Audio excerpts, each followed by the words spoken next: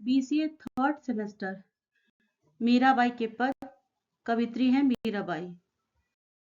नमस्कार दोस्तों, आइए मीराबाई का एक संक्षिप्त परिचय जानते हैं। मीराबाई का जन्म 1498 ईस्वी में पाली के कुड़की गांव में दूधा जी के चौथे पुत्र रतन सिंह के घर हुआ था और ये बचपन से ही कृष्ण भक्ति में रुचि लेने लगी थी। मीरा का विवाह मेवाड़ के सिसोदिया राज परिवार में हुआ। चित्तौड़गढ़ के महाराजा भोजराज इनके पति थे, जो मेवाड़ के महाराणा सांगा के पुत्र थे। विवाह के कुछ समय बाद ही उनके पति का देहांत हो गया।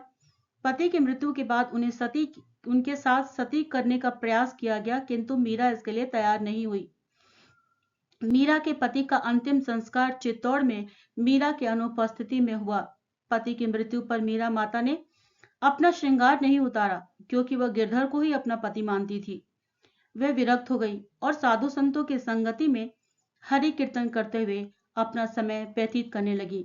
पति के परलोक जाने के बाद इनकी भक्ति दिन प्रतिदिन गाढ़ी होती गई, यानी बढ़ती गई। वे मंदिर में जाकर वहां मौजूद कृष्ण भक्तों के सामने कृष्ण जी की मूर्ति के आगे नाचती और गाती। मीराबाई का कृष्ण भक्ति में नाचना, गाना और रोना उनके परिवार को अच्छा नहीं लगा। उन्होंने कई बार मीराबाई को विष देकर मारने की कोशिश की। घर वालों के इस प्रकार के व्यवहार से परेशान होकर वह द्वारका और वृंदावन गई। वह जहां जाती थी वहां लोगों का बहुत ही सम्मान और प्रेम मिलता। लोग उन्हें देवी के जैसा प्यार और सम्मान देते। मीरा का समय बहुत बड़ी राजनीतिक उथल पुथल का समय भी रहा है। बाबर का हिंदुस्तान पर हमला और प्रसिद्ध खानवा का युद्ध भी उसी समय हुआ था। मीराबाई ने अपने इस पद में श्री कृष्ण के रूप सौंदर्य का वर्णन किया है।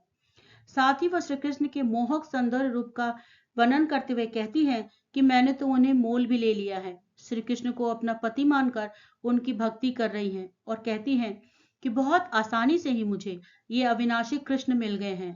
इसमें उन्होंने अपना दास्य भाव भी प्रकट किया है। वह कहती हैं कि शायद उन्होंने पिछले जन्म में कुछ अच्छा कार्य किया होगा, जो इस जन्म में उन्हें भगवान श्री कृष्ण मिले। पद का पहला भाग है। बसो मोरे नयनन में नंदलाल, मोहनी मूरति सामली सूरति, नयना बने विशाल, अधर सुधारस मुरली राजती, उर बैजंती माला, शुद्र घंटिका कटि तब शोभित, नुपुर शब्द रसाला, मीरा प्रभु संतन सुखदाई, भक्त वक्षर गोपाल। प्रसंग है इसमें काव्यानंद में संकलित कविता मीराबाई के पद से लिया गया है और जिसकी कवित्री मीराबाई जी हैं। संदर्भ मीराबाई जी श्री कृष्ण के लिए कह रही हैं। भावार्थ है मीराबाई इस पद में श्री कृष्ण के रूप सौंदर्य का वर्णन करती हैं और प्रार्थना करती है कि वे सदा उनकी आंखों में बसे रहे। हे नंद के प्यारे पुत्र, मेरे नयनों में निरंतर निवास करो। हे प्रभु, तुम्हारी अत्यंत मोहक मूर्ति है, सांवला रूप है, नेत्र विशाल बने हुए हैं। तुम्हारे अधरों पर अमृत बरसाने वाली मुरली विराजमान है। तुम्हारी छाती पर वैजंती माला फैली हुई है। कमर पर कमरबंदी के छोटे छोटे घुंघरू शोभित है। पैरों में नुपुर मधुर ध्वनि कर रहे हैं।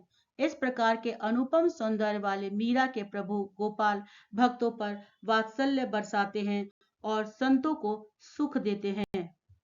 सभी पदों में संदर्भ, प्रसंग और विशेषता एक ही रहेगा, इसलिए मैं इसे बार बार दोहरा नहीं रही हूं। आप इसका ध्यान रखेंगे।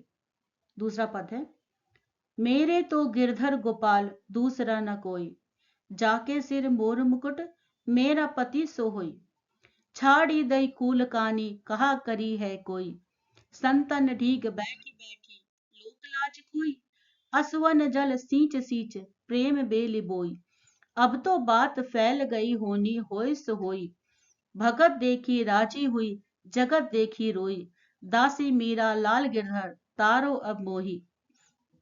भावार्थ है मीराबाई भगवान कृष्ण को अपना पति मानती है और उससे संसार सागर के उद्धार करने की प्रार्थना करती है। कहती है मेरे लिए गिरधर गोपाल को छोड़कर दूसरा कोई भी नहीं है। जिसके सिर पर मोर के पंखों वाला सुंदर मुकुट है वही मेरा पति है। मैंने कुल मर्यादा छोड़ दी है, कोई मेरा क्या करेगा। मतलब मुझे किसी का भय नहीं है।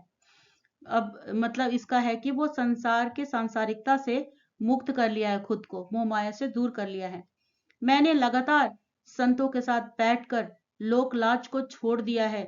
आंसुओं के पानी से सींच सींच कर प्रेम रूपी लता को मैंने बड़ा किया है। मेरा कुल गौरव और लोक लज्जा छोड़ देना और गिरधर गोपाल को पति के रूप में वर्ण करना, ये सारी बातें सब जगह फैल गई हैं। अब तो जो होना है सो हो गया।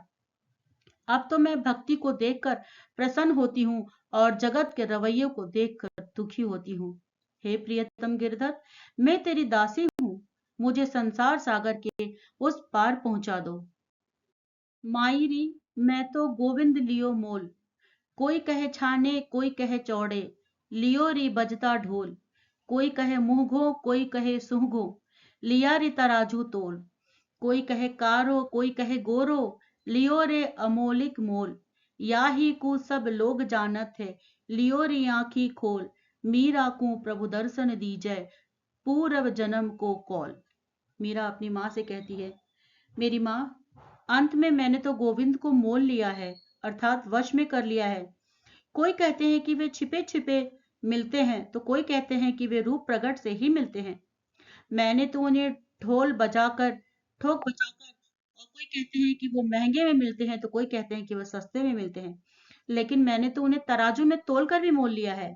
कोई कहते हैं कि वे काले हैं, कोई कहते हैं कि गोरे हैं, जो भी हो, मैंने तो उन्हें अमूल्य मूल्य में ले लिया है। इसी से सब लोग जानते हैं कि मैंने उन्हें आंखें खोलकर अर्थात अच्छी तरह देख परख कर ले लिया है। मीरा को प्रभु ने दर्शन दिए हैं, ऐसा उन्होंने पूर्व जन्म में वचन के कारण शायद दिया है। पिछले जन्म का अच्छे कर्मों का ये फल है कि इस जन्म में कहती हैं कि मुझे श्री कृष्ण भगवान मिले। पग घुंघरू बांध नाची रे, मैं तो अपनी नारायण की आप ही हो गई दासी रे।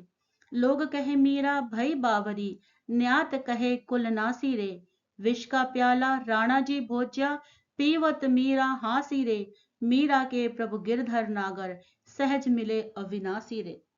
इन पंक्तियों में मीराबाई कहती हैं, इष्ट देव के दर्शन से आनंद विभोर होकर मीरा नाच उठी हैं। और उन्हीं से संबंधित पद है यहाँ पर कि पैरों में घुंघरू बांधकर मैं तो नाच रही हूँ, मैं तो अपने आप ही नारायण की दासी बन गई। मुझे तो लोग पगली कहते हैं और जाति वाली कहते हैं कि कुल की मर्यादा नष्ट करने वाली औरत। राणा ने विष का प्याला भेजा तो मैंने तो उन्हें हंसते हुए पी लिया। मीरा के प्रभु गिरधर बड़े चतुर है, वो कभी उन्हें उस जहर से मरने नहीं देते। इसलिए अपने कृष्ण पर भरोसा रखकर आंखें मूंद कर राणा के विष का प्याला को उन्होंने पी लिया। वे अविनाशी तो मुझे बहुत ही सरलता से मिल गए हैं। एक अंकीय प्रश्न उत्तर। मीराबाई इस पद में किसके रूप सौंदर्य का वर्णन करती है? श्री कृष्ण। मीरा के प्रभु भक्तों पर क्या बरसाते हैं? वात्सल्य। मीराबाई कृष्ण को अपना क्या मानती है? पति। प्रेम की लता को किस प्रकार बड़ा किया? आंसुओं से सींचकर। संतों के साथ बैठकर क्या छोड़ दिया? लोकलाज। कृष्ण से क्या प्रार्थना करती है? मुझे संसार सागर से पार पहुंचाओ। गोविंद को किसने मोल लिया है? मीराबाई ने। मीराबाई ने कृष्ण को कैसे परख लिया है? आंखें खोलकर। नारायण की दासी बनने पर लोग मीरा को क्या कहकर बुलाते हैं? पगली। मीरा के कुल वाले मीरा के बारे में क्या कहते हैं? कुल मर्यादा नष्ट करने वाली। सबसे बड़ा चतुर कौन? श्री कृष्ण। बड़ी सरलता से मीरा को क्या मिला? अविनाशी कृष्ण।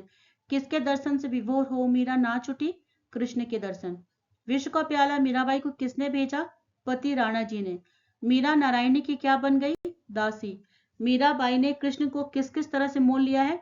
ठोक बजाकर, आंखें खोलकर और तराजू में तोलकर। इस तरह से ये पाठ यहाँ पे खत्म होता है। 16 मार्क्स के प्रश्न के उत्तर के लिए वीडियो के पूरे भाग का इस्तेमाल करें और टिप्पणी लेखन अगर आया इस पर मीराबाई पर, तो मीराबाई का जो जीवन परिचय है उसे आप देकर लिख सकते हैं। और अगर आपको ये वीडियो पसंद आए तो सब्सक्राइब, लाइक, कमेंट, शेयर करना ना भूलें। धन्यवाद।